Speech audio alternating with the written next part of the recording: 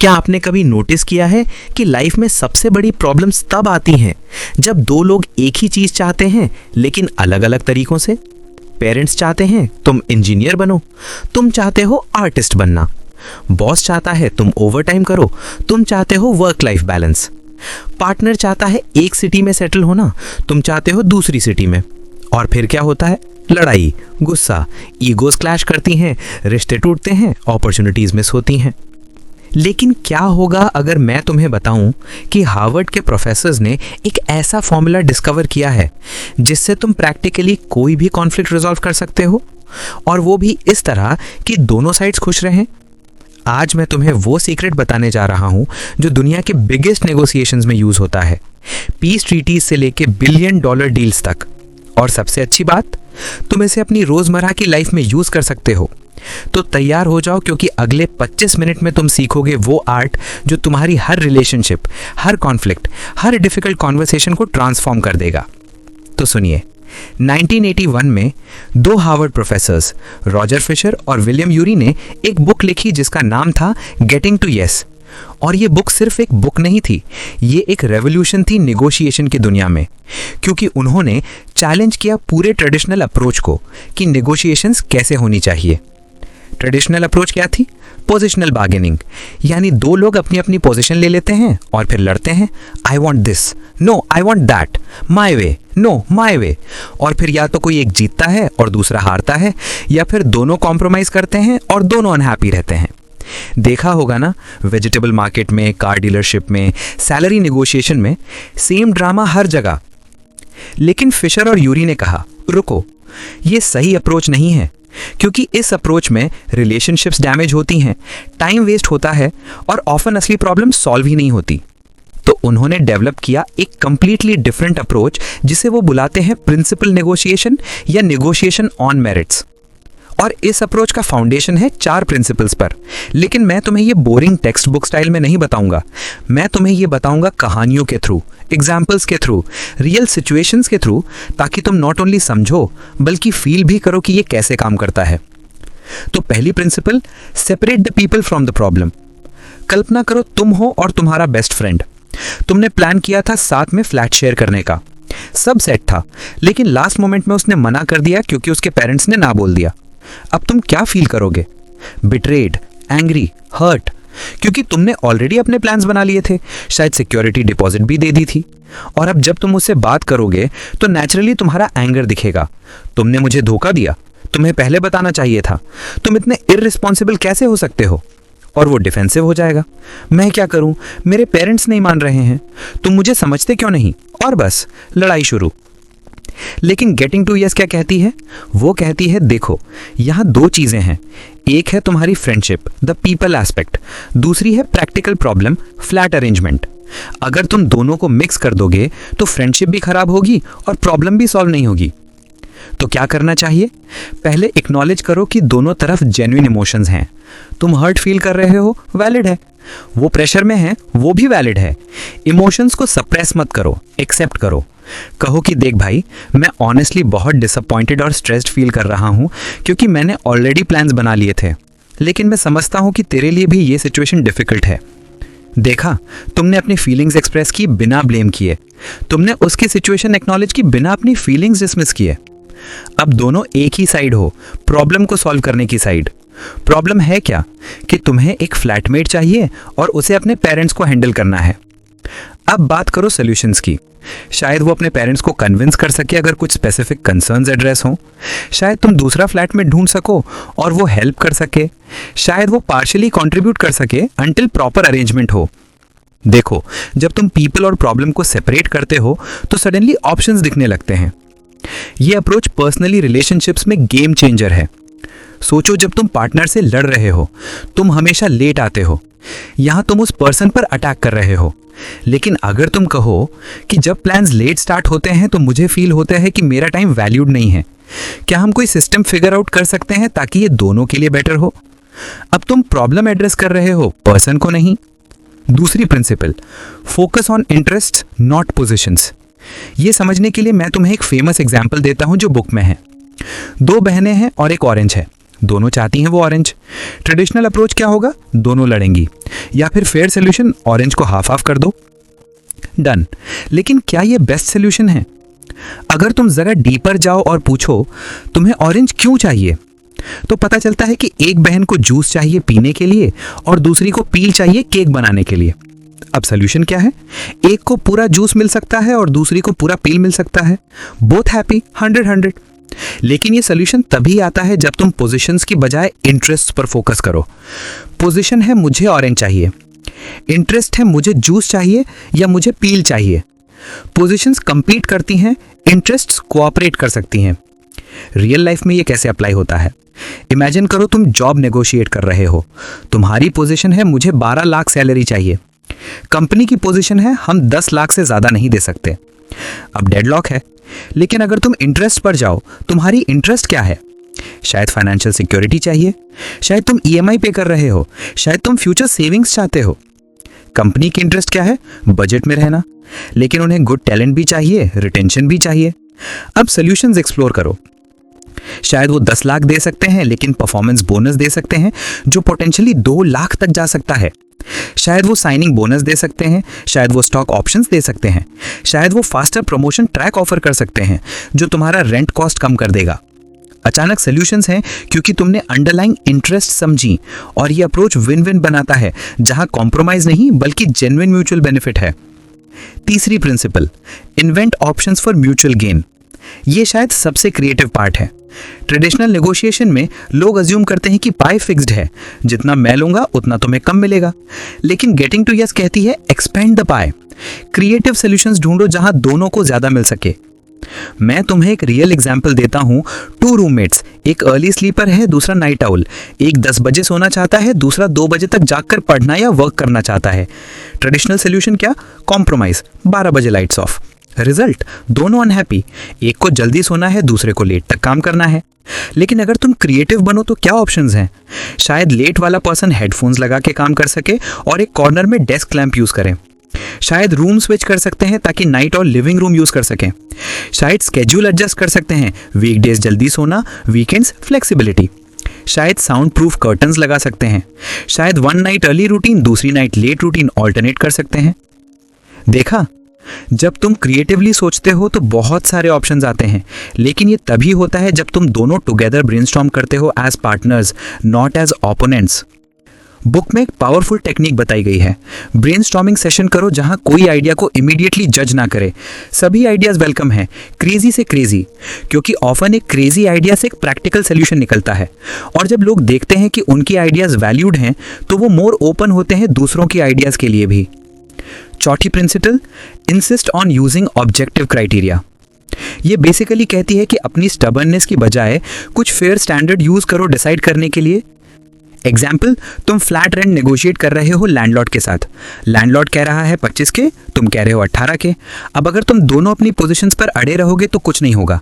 लेकिन अगर तुम कहो कि देखिए चलिए हम ऑब्जेक्टिव क्राइटेरिया यूज करते हैं, इस एरिया में इस साइज के फ्लैट्स का एवरेज रेंट क्या है, सिमिलर एमिनिटीज वाले फ्लैट्स कितने में जा रहे हैं, प्रॉपर्टी वेबसाइट्स पर कॉम्परेबल लिस्टिंग्स क्या कह रही हैं। अब सडनली डिसीजन तुम्हारी या लैंडलॉर्ड की विल पावर पर नहीं है, वो ऑब्जेक्टिव मार्केट डेटा पर है। और ये अप्रोच दोनों को कंफर्टेबल फील कराता है क्योंकि ये फेयर है। ये अप्रोच फैमिली कॉन्फ्लिक्ट्स में भी काम करता है। तुम और तुम्हारा सिबलिंग प्रॉपर्टी डिवीजन कर रहे हो पेरेंट्स की। अगर तुम इमोशनली लड़ोगे, मुझे ये चाहिए, नहीं मुझे, तो रिलेशनशिप्स डैमेज होंगी। बट अगर तुम कहो चलो फेयर मार्केट वैल्यूएशन करवाते हैं और फिर डिसाइड करते हैं, या चलो एक न्यूट्रल मीडिएटर रखते हैं, तो प्रोसेस फेयर हो जाती है। बुक में बहुत एम्फेसिस है कि ऑब्जेक्टिव क्राइटेरिया क्या हो सकती हैं। Market value, precedent, scientific judgement, professional standards, legal principles, tradition, reciprocity. जो भी रेलेवेंट हो यूज करो, लेकिन ध्यान रहे वो क्राइटेरिया दोनों साइड्स के लिए एक्सेप्टेबल होनी चाहिए। अब तक तुमने 4 प्रिंसिपल सीखे, लेकिन बुक यही नहीं रुकती। वो आगे बताती है कि टफ सिचुएशंस में क्या करना है। पहली टफ सिचुएशन, क्या करें जब दूसरी साइड कोऑपरेट ही नहीं कर रही, जब वो पोजिशनल बार्गेनिंग में अटकी है, जब वो अग्रेसिव है या मैनिपुलेटिव है। वो कहती है तुम प्रिंसिपल्ड अप्रोच मेंटेन करो। तुम्हें उनकी लेवल पर नहीं आना है, बल्कि तुम्हें उन्हें अपनी लेवल पर लाना है। कैसे? पहला, इग्नोर मत करो उनके ट्रिक्स को, एड्रेस करो। मैं नोटिस कर रहा हूं कि आप रिपीटेडली इस पॉइंट को अवॉइड कर रहे हैं। क्या हम इस पर फोकस कर सकते हैं? या आप जो अप्रोच यूज कर रहे हैं वो मुझे अनकंफर्टेबल फील करा रहा है। क्या हम एक मोर कोलैबोरेटिव तरीके से बात कर सकते हैं? दूसरा, उनके इंटरेस्ट को समझने की कोशिश करो, चाहे वो कोऑपरेटिव नहीं है। उनकी पोजीशन के पीछे की असली चिंता क्या है? अगर तुम वो एड्रेस कर सको तो वो शायद सॉफ्टन हो जाए। तीसरा, कॉन्सिक्वेंसेस दिखाओ, नॉट थ्रेट्स बट रियलिटी। अगर हम इस तरह कंटिन्यू करते रहे तो दोनों का टाइम वेस्ट होगा और कोई सोल्यूशन नहीं निकलेगा। क्या ये दोनों के लिए फायदेमंद नहीं होगा कि हम कंस्ट्रक्टिवली काम करें? अगर आपको ये प्रैक्टिकल विजडम वैल्यूएबल लग रही है तो बुक समरी अड्डा को सब्सक्राइब जरूर कर लीजिए। हम ऐसी लाइफ चेंजिंग बुक्स की गहरी समझ रेगुलरली शेयर करते रहते हैं। दूसरी टफ सिचुएशन, क्या करें जब तुम्हारी पावर कम है, जब दूसरी साइड क्लियरली ज्यादा पावरफुल है? बुक एक ब्रिलियंट कॉन्सेप्ट देती है, BATNA, best alternative to a negotiated agreement. यानी अगर ये नेगोशिएशन काम नहीं करती तो तुम्हारा बेस्ट ऑल्टरनेटिव ऑप्शन क्या है? एग्जाम्पल, तुम सैलरी नेगोशिएट कर रहे हो, तुम्हारा बैठना क्या है? अगर ये जॉब नहीं मिली तो क्या होगा? क्या तुम्हारे पास दूसरे जॉब ऑफर्स हैं? क्या तुम करंट जॉब में रह सकते हो? क्या तुम फ्रीलांसिंग कर सकते हो? जितना स्ट्रांग तुम्हारा बैठना उतना स्ट्रांग तुम्हारी नेगोशिएशन पोजीशन। और बुक कहती है अपना बैठना इंप्रूव करने पर काम करो, दूसरे ऑप्शंस डेवलप करो, लेवरेज बनाओ। अगर तुम्हारे पास जेन्युइनली दूसरे अच्छे ऑप्शंस हैं तो तुम ज़्यादा कॉन्फिडेंटली नेगोशिएट कर सकते हो। और पैराडॉक्सिकली तुम्हें शायद नेगोशिएट करने की ज़रूरत ही ना पड़े, क्योंकि दूसरी साइड तुम्हें खोना नहीं चाहेगी। तीसरी टफ सिचुएशन, इमोशनल नेगोशिएशंस। जब इमोशंस हाई हों, anger, hurt, frustration, fear, family disputes में, रिलेशनशिप कॉन्फ्लिक्ट्स में इमोशंस ओवरशैडो कर देती हैं लॉजिक को। बुक कहती है इमोशंस को एक्नॉलेज करो, सप्रेस मत करो, दे अपने इमोशंस को लेजिटिमेट प्लेस। मैं समझ सकता हूं कि तुम एंग्री फील कर रहे हो और ऑनेस्टली मैं भी थोड़ा हर्ट फील कर रहा हूं। चलो हम थोड़ा ब्रेक लेते हैं, काम डाउन करते हैं और फिर बात करते हैं जब हम दोनों बेटर स्टेट में हो। बुक एक इंटरेस्टिंग टेक्निक बताती है, रोल रिवर्सल। दूसरे पर्सन की पोजीशन से सोचने की कोशिश करो। अगर तुम उनकी जगह होते तो क्या चिंताएं होती, क्या कंसर्न्स होते? ये एक्सरसाइज एम्पैथी बिल्ड करती है और ऑफन नई इनसाइट्स देती है। चौथी टफ सिचुएशन, डेडलाइंस और प्रेशर टैक्टिक्स। जब दूसरी साइड कहती है ये ऑफर बस आज तक के लिए है या अभी डिसाइड करो वरना डील ऑफ। बुक कहती है आर्टिफिशियल डेडलाइंस को क्वेश्चन करो। क्या ये डेडलाइन फ्लेक्सिबल हो सकती है? हम एक ऐसा डिसीजन लेना चाहते हैं जो लॉन्ग टर्म में दोनों के लिए अच्छा हो। इसके लिए थोड़ा और टाइम चाहिए। अगर डील जेन्युइनली गुड है तो थोड़ा टाइम लेने से कोई प्रॉब्लम नहीं होनी चाहिए। और अगर प्रेशर बहुत ज़्यादा है तो अपने बैठना पर वापस आओ। अगर ये डील उतनी अच्छी नहीं है तो वॉक अवे करने की स्ट्रेंथ रखो। डेस्पिरेशन से कभी अच्छे डिसीजंस नहीं आते। अब बात करते हैं कि ये प्रिंसिपल्स इंडियन कॉन्टेक्स्ट में कैसे अप्लाई होती हैं, क्योंकि हमारी कल्चर यूनिक है। पहला सिनेरियो, फैमिली में career decision. Typical Indian family situation, तुम कुछ और करना चाहते हो, पेरेंट्स कुछ और चाहते हैं। ट्रेडिशनल अप्रोच है या तो तुम रिबेल्ट हो और अपनी मर्जी करो, रिलेशनशिप डैमेज होती है, या तुम सकम करो और अनहैप्पी रहो। लेकिन गेटिंग टू येस अप्रोच क्या कहती है? पहले सेपरेट करो पीपल से प्रॉब्लम। पेरेंट्स तुम्हारे वेल विशर्स हैं, ये एस्टैब्लिश करो। प्रॉब्लम है करियर चॉइस, नॉट प्यार या केयर। अब फोकस करो इंटरेस्ट पर। पेरेंट्स की अंडरलाइंग इंटरेस्ट क्या है? सिक्योरिटी चाहते हैं तुम्हारे लिए, स्टेबिलिटी चाहते हैं, सोशल रिस्पेक्ट चाहते हैं, फेयर है कि तुम स्ट्रगल करोगे।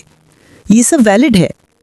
तुम्हारी इंटरेस्ट है पैशन फॉलो करना, फुलफिलमेंट चाहना, ग्रोथ चाहना, क्रिएटिव फ्रीडम चाहना, ये भी वैलिड है। अब इन्वेंट करो ऑप्शंस। क्या तुम ट्रायल पीरियड ले सकते हो? Let me try this for 2 years, if it doesn't work I will consider other options. क्या तुम बैकअप प्लान शो कर सकते हो जो उन्हें अश्योर करे? क्या तुम एग्जाम्पल्स दे सकते हो सक्सेसफुल लोगों के इसी फील्ड में? क्या तुम फाइनेंशियल इंडिपेंडेंस डेमोन्स्ट्रेट कर सकते हो कि तुम मैनेज कर सकते हो? और यूज करो objective criteria, success stories, market demand data, earning potential research. ये इमोशनल आर्ग्यूमेंट से ज्यादा कन्विंसिंग होगा। दूसरा scenario, salary negotiation. Indian context में लोग ऑफन अनकंफर्टेबल फील करते हैं नेगोशिएट करने में। जितना मिल रहा है उसी में खुश रहो मेंटालिटी है, लेकिन ये हार्मफुल है लॉन्ग टर्म के लिए। गेटिंग टू यस अप्रोच क्या कहती है? पहले अपना बैठना स्ट्रॉन्ग करो, दूसरे ऑप्शंस एक्सप्लोर करो, मार्केट रिसर्च करो कि तुम्हारी स्किल्स की वर्थ क्या है। फिर जब तुम नेगोशिएट करो, फोकस करो इंटरेस्ट्स पर। मैं यहाँ लॉन्ग टर्म कंट्रीब्यूट करना चाहता हूँ। मैं चाहता हूँ कि मेरा कॉम्पेंसेशन रिफ्लेक्ट करे वैल्यू जो मैं ऐड कर रहा हूँ। ऑब्जेक्टिव क्राइटेरिया यूज करो। सिमिलर रोल्स में सिमिलर एक्सपीरियंस के साथ इंडस्ट्री स्टैंडर्ड ये है, और ऑप्शंस इन्वेंट करो। Maybe immediate salary jump possible नहीं है, लेकिन क्वार्टरली रिव्यू पॉसिबल है, परफॉर्मेंस बेस्ड इंक्रीमेंट पॉसिबल है, एडिशनल बेनिफिट्स पॉसिबल हैं। तीसरा scenario, landlord tenant disputes. Rent increase, maintenance issues, deposit return, ये सब कॉमन कॉन्फ्लिक्ट्स हैं। ट्रेडिशनल अप्रोच है लड़ाई, threats, legal notices. Principled approach है रिलेशनशिप मेंटेन करो, एक्नॉलेज करो कि दोनों साइड्स की वैलिड कंसर्न्स है। लैंडलॉर्ड को भी मेंटेनेंस कॉस्ट बढ़ रही हैं, प्रॉपर्टी टैक्सेस बढ़ रहे हैं, टेनेंट को भी बजट कंस्ट्रेंट्स हैं। सॉल्यूशंस ब्रेनस्टॉर्म करो। मे बी ग्रेजुअल इंक्रीज हो सकता है, मे बी टेनेंट कुछ मेंटेनेंस खुद हैंडल कर सकता है रेंट एडजस्टमेंट के बदले। ऑब्जेक्टिव क्राइटेरिया क्या होगी? Market rates, inflation data, maintenance quotations. चौथा सिनेरियो, बिजनेस पार्टनरशिप्स। दो फाउंडर्स हैं, डिसीजन लेना है, फंडिंग लेनी है या बूटस्ट्रैप करना है। व्यूज डिफरेंट हैं। Separate people from problem. ये डिसएग्रीमेंट पार्टनरशिप को डिफाइन नहीं करती। Focus on interests. एक को फास्ट ग्रोथ चाहिए, दूसरे को कंट्रोल चाहिए, दोनों वैलिड। Invent options. शायद लिमिटेड फंडिंग हो सकती है स्ट्रेटेजिक इन्वेस्टर से, शायद रेवेन्यू बेस्ड फाइनेंसिंग, शायद फेज्ड अप्रोच, पहले बूटस्ट्रैप फिर funding. Objective criteria, similar startups की growth trajectories, market opportunity size, competitor movements. पांचवा सिनेरियो, रिलेशनशिप कॉन्फ्लिक्ट्स। पार्टनर कहता है तुम मुझे टाइम नहीं देते, तुम कहते हो मैं करियर बिल्ड कर रहा हूं। Separate people. ये सवाल ना बनाओ कि कौन अच्छा पार्टनर है। Focus on interest. दोनों चाहते हैं स्ट्रॉन्ग रिलेशनशिप और successful career. Invent options. Quality time schedule करो, डेट नाइट्स नॉन नेगोशिएबल बनाओ, वीकेंड गेटअवेज प्लान करो, daily 30 minute dedicated conversation time. Objective criteria, relationship experts क्या रेकमेंड करते हैं, सक्सेसफुल कपल्स क्या करते हैं। बुक में एक और पावरफुल कॉन्सेप्ट है, जेली टी जा। वॉक अवे ना किया जाए बेवजह, लेकिन अगर कोई सोल्यूशन नहीं निकल रहा, अगर दूसरी साइड जेन्युइनली बैड फेथ में काम कर रही है, अगर ये डील तुम्हारे लिए फंडामेंटली हार्मफुल है, तो वॉक अवे करने की स्ट्रेंथ रखो। लेकिन ये स्ट्रेंथ तभी आती है जब तुम्हारा बैठना स्ट्रांग है। इसलिए हमेशा ऑल्टरनेटिव्स डेवलप करो, ऑप्शंस रखो। डिपेंडेंट मत बनो किसी एक डील पर, किसी एक पर्सन पर, किसी एक अपॉर्चुनिटी पर। बुक का एक ब्यूटीफुल मैसेज ये भी है कि नेगोशिएशन एक स्किल है जो इंप्रूव हो सकती है प्रैक्टिस से। हर नेगोशिएशन एक लर्निंग अपॉर्चुनिटी है। एनालाइज करो आफ्टरवर्ड्स, क्या अच्छा गया, क्या बेटर हो सकता था, क्या मैंने मिस किया, क्या मैंने सीखा। और सबसे इंपॉर्टेंट, नेगोशिएशन का मतलब ये नहीं कि तुम मैनिपुलेटिव बनो या डिसेप्टिव बनो। गेटिंग टू यस की ब्यूटी ये है कि ये एथिकल है, ये ट्रांसपेरेंट है, ये रिलेशनशिप प्रिजर्विंग है। तुम जेन्युइनली विन विन सॉल्यूशंस ढूंढ रहे हो, ना कि दूसरे को चीट कर रहे हो। जब तुम इस अप्रोच को कंसिस्टेंटली यूज करते हो तो लोग तुम्हें ट्रस्ट वर्दी मानने लगते हैं। तुम्हारी रेपुटेशन बनती है एक फेयर, रीजनेबल प्रॉब्लम सॉल्वर की, और ये रेपुटेशन लॉन्ग टर्म में इनफाइनाइटली वैल्यूएबल है। सोचो, अगर तुम जाने जाते हो किसी ऐसे व्यक्ति के रूप में जो हमेशा फेयर सॉल्यूशंस ढूंढता है, जो दूसरों की इंटरेस्ट जेन्युइनली समझता है, जो क्रिएटिव ऑप्शंस प्रेजेंट करता है, तो लोग तुम्हारे साथ डील करना चाहेंगे, अपॉर्चुनिटीज तुम्हारे पास आएंगी। बुक का कंक्लूजन पावरफुल है। फिशर और यूरी कहते हैं, प्रिंसिपल्ड नेगोशिएशन सिर्फ एक टेक्निक नहीं है, ये एक माइंडसेट है, ये एक वे ऑफ लाइफ है। जब तुम कंसिस्टेंटली इस अप्रोच को अप्लाई करते हो अपनी पर्सनल लाइफ में, प्रोफेशनल लाइफ में, सोशल इंटरैक्शंस में, तो तुम ना सिर्फ बेटर आउटकम्स पाते हो, बल्कि बेटर रिलेशनशिप्स भी बिल्ड करते हो। और अल्टीमेटली लाइफ तो रिलेशनशिप्स ही है ना, चाहे वो फैमिली हो, फ्रेंड्स हो, कॉलीग्स हो, बिजनेस पार्टनर्स हो। सक्सेस और हैप्पीनेस लार्जली डिपेंड करती है कि तुम कितनी इफेक्टिवली इंटरैक्ट करते हो लोगों के साथ। गेटिंग टू यस तुम्हें वो फ्रेमवर्क देती है जो हर इंटरैक्शन को प्रोडक्टिव, रिस्पेक्टफुल और म्यूचुअली बेनिफिशियल बना सकती है। ये तुम्हें सिखाती है कि कॉन्फ्लिक्ट नेचुरल है लेकिन डिस्ट्रक्टिव होना ज़रूरी नहीं, डिसएग्रीमेंट ओके है लेकिन डिसरिस्पेक्ट ज़रूरी नहीं। तो दोस्तों, अब सवाल ये है कि तुम इन प्रिंसिपल्स को अपनी लाइफ में कब अप्लाई करोगे? अगली बार जब तुम्हारा किसी से डिसएग्रीमेंट हो, बॉस के साथ, पार्टनर के साथ, फ्रेंड के साथ, फैमिली मेंबर के साथ, पॉज लो, रिएक्टिव मत बनो, रिमेंबर करो 4 प्रिंसिपल्स। पहला, separate the people from the problem. ये पर्सन तुम्हारा एनिमी नहीं है, प्रॉब्लम तुम्हारा चैलेंज है जिसे तुम टुगेदर सॉल्व कर सकते हो। दूसरा, focus on interests not positions. गहराई में जाओ, रियली समझो कि अंडरलाइंग कंसर्न्स क्या हैं, तुम्हारी भी उनकी भी।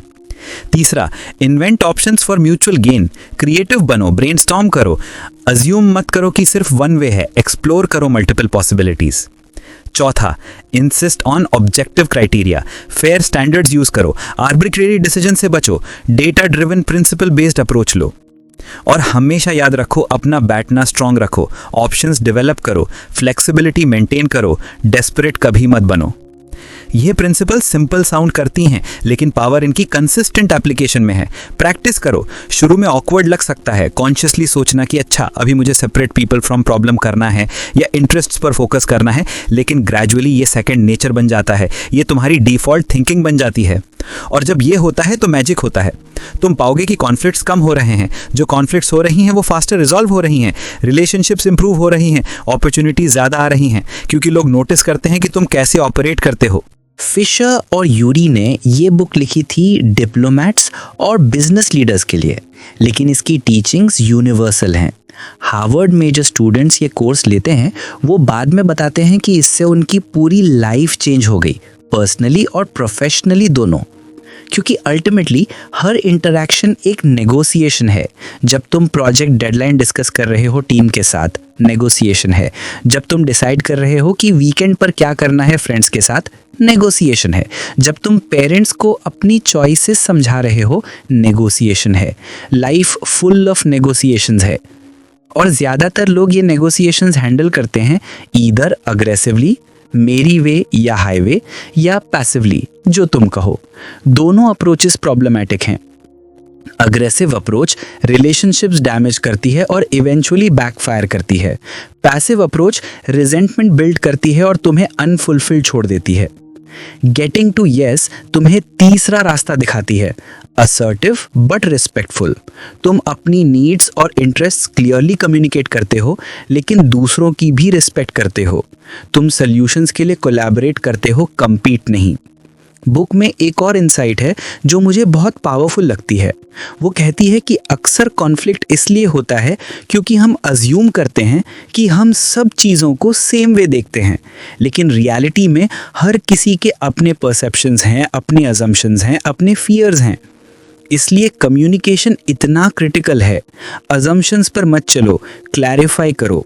जब तुम ये कहते हो तो तुम्हारा मतलब क्या है? मैं समझना चाहता हूँ तुम्हारा पर्सपेक्टिव। क्या तुम इलैबोरेट कर सकते हो? मुझे लग रहा है कि हम शायद अलग अलग चीज़ों के बारे में बात कर रहे हैं। क्या हम अलाइन कर सकते हैं? ये क्वेश्चंस पावरफुल हैं क्योंकि ये जेन्युइन क्यूरियोसिटी डेमोन्स्ट्रेट करते हैं। ये दिखाते हैं कि तुम सुनने को रेडी हो, और जब दूसरी साइड फील करती है कि उन्हें जेन्युइनली सुना जा रहा है, वो भी ओपन हो जाती है। बुक एक टेक्निक बताती है, एक्टिव लिसनिंग। ये सिर्फ सुनना नहीं है, ये डेमोन्स्ट्रेट करना है कि तुम सुन रहे हो। कैसे? पैराफ्रेज करो। तो अगर मैं सही समझा तो तुम कह रहे हो कि एक्नॉलेज करो, मैं समझ सकता हूँ कि ये तुम्हारे लिए इम्पोर्टेंट क्यों है। क्वेश्चंस पूछो, और इसके बारे में तुम्हारी सबसे बड़ी चिंता क्या है? जब तुम एक्टिवली लिसन करते हो, 2 चीज़ें होती हैं। पहली, तुम एक्चुअली बेटर समझते हो सिचुएशन को। दूसरी, दूसरा पर्सन फील करता है वैल्यूड और इसलिए वो भी ज़्यादा कोऑपरेटिव होता है। अब एक प्रैक्टिकल एक्सरसाइज करते हैं। सोचो कोई करंट कॉन्फ्लिक्ट जो तुम्हारी लाइफ में चल रही है, कुछ भी, बॉस के साथ, फैमिली मेंबर के साथ, फ्रेंड के साथ। अब अप्लाई करो गेटिंग टू यस फ्रेमवर्क। पहला, क्या तुम पर्सन और प्रॉब्लम को मिक्स कर रहे हो? क्या तुम उस पर्सन को ब्लेम कर रहे हो या प्रॉब्लम को एड्रेस कर रहे हो? अगर मिक्स हो रहा है तो कॉन्शियसली सेपरेट करो। रिमाइंड योरसेल्फ, ये पर्सन बैड नहीं है, हम बस एक चैलेंजिंग सिचुएशन में हैं। दूसरा, क्या तुम पोजीशंस पर अटके हो या तुमने अंडरलाइंग इंटरेस्ट एक्सप्लोर की हैं? अपनी इंटरेस्ट क्लियरली आइडेंटिफाई करो, रियली क्या चाहिए तुम्हें, और दूसरी साइड की इंटरेस्ट समझने की कोशिश करो, वो क्या चाहते हैं और क्यों। तीसरा, क्या तुमने सिर्फ ऑब्वियस सॉल्यूशंस देखे हैं या तुमने क्रिएटिवली ब्रेनस्टॉर्म किया है? सेट डाउन में भी कागज पर लिखो कितने डिफरेंट वेज हैं इस प्रॉब्लम को सॉल्व करने के। कोई आइडिया स्टूपिड नहीं, सब लिखो, फिर इवैल्यूएट करो। चौथा, क्या कोई ऑब्जेक्टिव क्राइटेरिया हैं जो तुम यूज कर सकते हो? Market data, expert opinions, precedents, fair standards. अगर हैं तो उन्हें कॉन्वर्सेशन में लाओ। और अंत में, तुम्हारा बैठना क्या है? अगर ये नेगोशिएशन काम नहीं करती तो क्या होगा? कितना स्ट्रांग है तुम्हारा ऑल्टरनेटिव? क्या तुम उसे इम्प्रूव कर सकते हो? ये एक्सरसाइज करो ऑनेस्टली और तुम देखोगे कि सडनली सिचुएशन क्लियरर लगने लगती है, और जब तुम क्लियर हो तो तुम बेटर नेगोशिएट कर पाते हो। फिशर और यूरी ने डेकेड्स ऑफ रिसर्च और रियल वर्ल्ड नेगोशिएशंस एनालाइज करके ये फ्रेमवर्क बनाया। इंटरनेशनल पीस ट्रीटी से लेकर बिजनेस मर्जर्स तक, डिवोर्स सेटलमेंट से लेकर लेबर डिस्प्यूट्स तक, हर तरह की नेगोशिएशंस में ये प्रिंसिपल्स काम करती हैं। और सबसे अच्छी बात, ये प्रिंसिपल्स एथिकल हैं। तुम्हें मैनिपुलेट नहीं करना पड़ता, लाई नहीं बोलना पड़ता, गेम नहीं खेलना पड़ता। तुम ट्रांसपेरेंट हो सकते हो, ऑनेस्ट हो सकते हो और फिर भी इफेक्टिव हो सकते हो। एक्चुअली बुक आर्ग्यू करती है कि ऑनेस्टी और ट्रांसपेरेंसी तुम्हारी नेगोशिएशन पावर इंक्रीज करती है, डिक्रीज नहीं। क्योंकि जब तुम ऑनेस्ट हो तो ट्रस्ट बिल्ड होता है, और ट्रस्ट एक पावरफुल करेंसी है नेगोशिएशंस में। सोचो, अगर दूसरी साइड जानती है कि तुम ट्रूथफुल हो, कि तुम्हारे हिडन एजेंडाज नहीं हैं, कि तुम जेन्युइनली फेयर सोल्यूशन चाहते हो, तो वो ज़्यादा विलिंग होती है तुम्हारे साथ काम करने के लिए। डिफेंसिव बैरियर्स कम हो जाते हैं, कोलैबोरेशन इंक्रीज होता है। बुक का एक और फैसिनेटिंग एस्पेक्ट है कल्चरल अवेयरनेस। बुक एक्नॉलेज करती है कि डिफरेंट कल्चर्स में नेगोशिएशन स्टाइल्स डिफरेंट होते हैं। कुछ कल्चर्स में डायरेक्ट कन्फ्रंटेशन एक्सेप्टेबल है, कुछ में इनडायरेक्ट अप्रोच प्रेफर किया जाता है, कुछ कल्चर्स में इंडिविजुअल डिसीजंस प्रायोरिटी हैं, कुछ में कलेक्टिव कंसेंसस। इंडियन कॉन्टेक्स्ट में हमारा कल्चर जनरली रिलेशनशिप ओरिएंटेड है। हम वैल्यू करते हैं harmony, respect for elders, family involvement. तो principle negotiation approach particularly well suited है हमारे लिए, क्योंकि ये रिलेशनशिप प्रिजर्विंग है। लेकिन साथ ही हमें बैलेंस करना पड़ता है ट्रेडिशनल वैल्यूज़ और मॉडर्न असर्टिवनेस के बीच। गेटिंग टू येस वो बैलेंस प्रोवाइड करती है। तुम रिस्पेक्टफुल भी हो सकते हो और असर्टिव भी। जैसे कि अगर तुम पेरेंट्स से कोई डिफ़िकल्ट कॉन्वर्सेशन कर रहे हो तो तुम शुरू कर सकते हो रिस्पेक्ट डेमोन्स्ट्रेट करके। मैं जानता हूँ आप मेरे भले के लिए सोचते हैं और मैं आपकी बातों को वैल्यू करता हूँ। फिर तुम अपनी पर्सपेक्टिव प्रेजेंट कर सकते हो। साथ ही मैं चाहता हूँ कि मैं अपनी फीलिंग्स और थॉट्स शेयर करूँ ताकि हम टुगेदर एक ऐसा सोल्यूशन ढूंढ सकें जो सबके लिए अच्छा हो। देखो, तुमने रिस्पेक्ट किया लेकिन अपनी वॉइस भी रखी। तुमने कॉन्फ्रंटेशन नहीं किया लेकिन कोलैबोरेशन का इनविटेशन दिया। बुक में एक और वार्निंग है, बिवेयर ऑफ पोजिशनल बार्गेनिंग की ट्रैप से। जब तुम एक पोजीशन ले लेते हो पब्लिकली, स्पेशली अगर तुमने उसे स्ट्रांगली डिफेंड किया है, तो उससे मूव होना साइकोलॉजिकली डिफ़िकल्ट हो जाता है, क्योंकि अब ये तुम्हारे ईगो का मामला बन जाता है। इसलिए जितना हो सके पोजीशंस डिक्लेयर करने से बचो जब तक ज़रूरी ना हो। इंस्टेड इंटरेस्ट शेयर करो, कंसर्न्स शेयर करो, प्रेफरेंसेस शेयर करो। ये फ्लेक्सिबिलिटी मेंटेन करता है। और अगर तुम ऑलरेडी एक पोजीशन में कमिट हो गए हो तो ग्रेसफुली उससे मूव होने का रास्ता ढूंढो। जैसे जैसे मैंने ज़्यादा समझा इस सिचुएशन को, मुझे लगता है कि हमें डिफरेंट एंगल्स भी कंसिडर करने चाहिए, या मैं अप्रिशिएट करता हूँ तुम्हारे पर्सपेक्टिव्स को और मैं ओपन हूँ एक्सप्लोर करने को डिफरेंट ऑप्शंस। ये स्टेटमेंट्स तुम्हें बिना ईगो हर्ट किए पोजीशन चेंज करने देते हैं और ये मैच्योरिटी डेमोन्स्ट्रेट करते हैं, वीकनेस नहीं। फिशर और अरी कहते हैं कि एक और क्रिटिकल स्किल एम्फेसाइज करते हैं, पेशेंस। गुड नेगोशिएशंस टाइम लेती हैं। रश्ड डिसीजंस ऑफन सब ऑप्टिमल होते हैं। तो प्रेशर मत महसूस करो कि तुम्हें इमीडिएटली डिसाइड करना है। मुझे थोड़ा टाइम चाहिए इस बारे में सोचने के लिए। ये कम्प्लीटली वैलिड स्टेटमेंट है। एक्चुअली ये विजडम डेमॉन्स्ट्रेट करती है, और अक्सर जब तुम टाइम लेते हो तो बेटर ऑप्शन सोचते हैं। लेकिन साथ ही अननेसेसरली डिले भी मत करो। अगर सॉल्यूशन क्लियर है और फेयर है तो कमिट करो। एनालिसिस पैरालिसिस से बचो। बैलेंस चाहिए थॉटफुलनेस और डिसाइसिवनेस के बीच। बुक का एंडिंग पावरफुल है। फिशर और अरी कहते हैं, इमेजिन करो एक दुनिया जहां सब लोग प्रिंसिपल नेगोशिएशन अप्रोच यूज़ करें, जहां कॉन्फ्लिक्ट्स को कोलैबोरेटिवली सॉल्व किया जाए, जहां लोग जेन्युइन विन विन सॉल्यूशंस ढूंढें। कितनी बेटर होगी वो दुनिया। और फिर वो कहते हैं, तुम वो चेंज हो सकते हो, तुम शुरू कर सकते हो। हर इंटरेक्शन में जहां तुम ये अप्रोच यूज़ करते हो, तुम एक एग्जाम्पल सेट कर रहे हो। दूसरे लोग नोटिस करेंगे, सीखेंगे, अडॉप्ट करेंगे। ये रिपल इफेक्ट क्रिएट होता है। तुम अपनी टीम में ये अप्रोच लाते हो, तुम्हारे कलीग सीखते हैं। तुम अपने फैमिली में लाते हो, तुम्हारे फैमिली मेम्बर्स अडैप्ट करते हैं। धीरे धीरे कल्चर चेंज होता है। और ये सिर्फ आइडियलिस्टिक थिंकिंग नहीं है। ऑर्गेनाइजेशंस जो प्रिंसिपल नेगोशिएशन ट्रेन करती हैं अपने एम्प्लॉयज़ को, वो देखती हैं measurable improvements, better collaboration, faster problem solving, higher satisfaction, lower conflicts. Countries जो डिप्लोमेसी में ये अप्रोच यूज़ करती हैं वो अचीव करती हैं पीसफुल रेजोल्यूशंस जो अदरवाइज इम्पॉसिबल लगते थे। तो हाँ, 1% डिफरेंस बना सकता है। तुम डिफरेंस बना सकते हो। अब सवाल ये है, क्या तुम रेडी हो? क्या तुम कमिटेड हो इस अप्रोच को सीरियसली ट्राई करने के लिए? ये ईजी नहीं होगा। ओल्ड हैबिट्स को चेंज करना मुश्किल है। जब तुम एंग्री होगे, तुम्हारा नेचुरल इंस्टिंक्ट होगा रिएक्ट करना, ब्लेम करना। उस मोमेंट में कॉन्शियसली पॉज लेना और प्रिंसिपल्ड अप्रोच चूज़ करना, ये डिसिप्लिन मांगता है। जब तुम फ्रस्ट्रेटेड होगे, तुम्हारा इंस्टिंक्ट होगा गिव अप करना या अग्रेसिव होना। उस मोमेंट में पेशेंट रहना और क्रिएटिव सॉल्यूशंस खोजना, ये एफर्ट मांगता है। लेकिन ये एफर्ट वर्थ इट है, क्योंकि हर बार जब तुम सक्सेसफुली एक कॉन्फ्लिक्ट को प्रिंसिपल्ड वे में रिजॉल्व करते हो, तुम स्ट्रॉन्गर बनते हो, तुम्हारा कॉन्फिडेंस बढ़ता है, तुम्हारी स्किल्स इंप्रूव होती हैं और तुम्हारी रेपुटेशन बिल्ड होती है। और लॉन्ग टर्म में ये कंपाउंड होता है। तुम्हारी लाइफ फंडामेंटली बेटर बन जाती है क्योंकि तुम्हारी सारी रिलेशनशिप्स बेटर हैं, तुम्हारे सारे इंटरेक्शन स्मूदर हैं, तुम्हारी सारी नेगोशिएशंस इफेक्टिव हैं। फिशर और अरी ने जो गिफ्ट दिया है इस बुक के थ्रू, वो टाइमलेस है। टेक्नोलॉजी बदलती है, ट्रेंड्स बदलते हैं, लेकिन ह्यूमन नेचर सेम रहती है। और प्रिंसिपल नेगोशिएशन ह्यूमन नेचर को समझती है और उसके साथ काम करती है। तो मेरे दोस्त, आज से, अभी से ये प्रिंसिपल्स अपनी लाइफ में लाओ। प्रैक्टिस करो, एक्सपेरिमेंट करो, लर्न करो, इम्प्रूव करो। अगली बार जब कॉन्फ्लिक्ट हो, याद रखो, separate the people from the problem. Relationship बचाओ, प्रॉब्लम सॉल्व करो। Focus on interest not positions. गहराई में जाओ, सरफेस पे मत अटको। Invent options for mutual gain. Creative बनो, लिमिटेड थिंकिंग से बाहर निकलो। Insist on objective criteria. Fair रहो, आर्बिट्ररी मत बनो। और अपना बैठना स्ट्रांग रखो। ऑप्शंस डेवलप करो, फ्लेक्सिबिलिटी मेंटेन करो। ये 5 प्रिंसिपल्स तुम्हारी लाइफ के हर नेगोशिएशन को ट्रांसफॉर्म कर सकते हैं।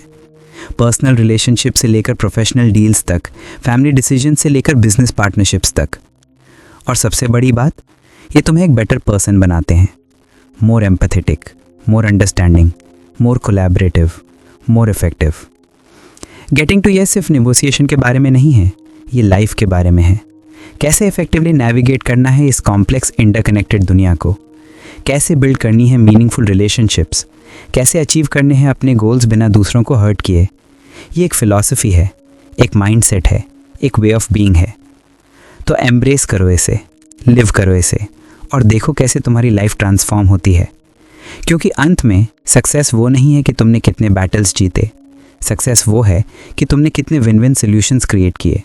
सक्सेस वो है कि तुमने कितनी रिलेशनशिप्स स्ट्रेंथन की। सक्सेस वो है कि तुमने कितने लोगों की जेन्युइनली हेल्प की। और गेटिंग टू यस तुम्हें एग्जैक्टली वही करने का फ्रेमवर्क देती है। तो चलो शुरू करते हैं आज से, अभी से, अगली कॉन्वर्सेशन में, अगली नेगोशिएशन में, अगली कॉन्फ्लिक्ट में। यस कहो प्रिंसिपल्ड अप्रोच को, यस कहो कोलैबोरेशन को, यस कहो विन विन सोल्यूशंस को। गेटिंग टू यस ये सिर्फ एक बुक टाइटल नहीं है, ये एक लाइफ अप्रोच है। और जब तुम कंसिस्टेंटली इस अप्रोच को फॉलो करोगे तो तुम पाओगे कि लाइफ बहुत ज़्यादा यस कहने लगती है तुम्हें। अपॉर्चुनिटीज़, रिलेशनशिप्स, सक्सेस, हैप्पीनेस सब आने लगता है नेचुरली, क्योंकि तुमने सीख लिया है वो art, the art of getting to yes.